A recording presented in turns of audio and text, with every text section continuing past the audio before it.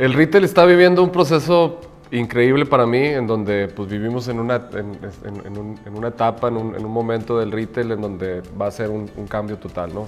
Pero yo creo que para entender bien las razones de ese cambio o las evoluciones de ese cambio, creo que hay que hacer un poco un recuento y irnos un poco a la historia, sin pegarle al gurú, ni al ser historiador, ni mucho menos del tema. Pues es algo que yo mismo lo reflexiono y lo veo, ¿no?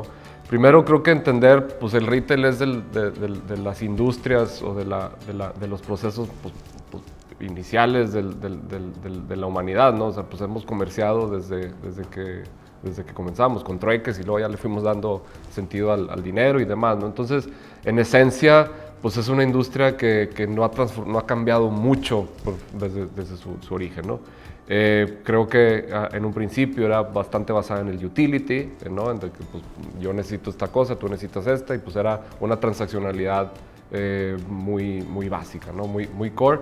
Y si bien pues fue evolucionando a existir pues, tiendas y tiendas especializadas y demás, y te estoy hablando de los últimos 100 años, la verdad es que sin grandes cambios en su concepción y en sus procesos, ¿no? El primer gran cambio ya en épocas mucho más recientes, pues sin duda ya con la llegada de Internet, pues la generación de la capacidad de vender digitalmente, el famoso e-commerce, ¿no? Ese pues ha sido un primer hito de transformación, de cambio que sucedió en los pasados 20 años y ahí fue una primer transformación de retail, pero en lo general siempre manteniéndose como que al margen, ¿no? Como que el brick and mortar tradicional, la capacidad de comercializar desde un punto de venta específico y físico, y lo otro, el desarrollo del canal digital como tal, ¿no?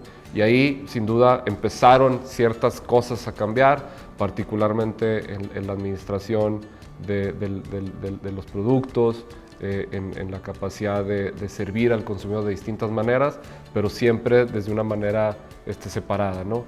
De ahí comenzaron ya en épocas más recientes la capacidad de tener un ambiente mucho más omnicanal, en donde pues, el consumidor empezó a poder interactuar entre los dos canales, pero siempre desde una perspectiva muy separada, y comenzaron ejecuciones de algunos retailers a poder interactuar en ese ambiente, ¿no?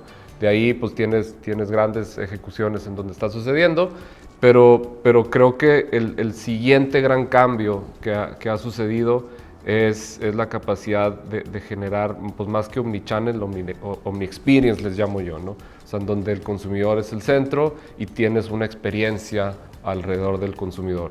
Y ahí es en donde hoy estamos, ¿no? Ahí es en donde ya creo que la industria está sentada en este proceso de transformación, y en donde pues, la interacción entre lo físico y lo digital, lo online to offline, cada vez es menos abrupta, ¿no? Y cada vez no te sientes on and off, sino tú como consumidor pues estás viviendo en un ambiente constante, ¿no? Y entonces la industria, el retail tiene que entender que el consumidor pues realmente no está pensando en canales, el consumidor está pensando en el retail o en la marca a la que está yendo, y él va a validar el valor en los distintos puntos de contacto que existan, ¿no? Ya sea en una tienda física, ya sea en una página de internet, ya sea en una aplicación, ya sea en un call center, ya sea en donde el consumidor interactúe y él espera una consistencia en ese servicio, ¿no?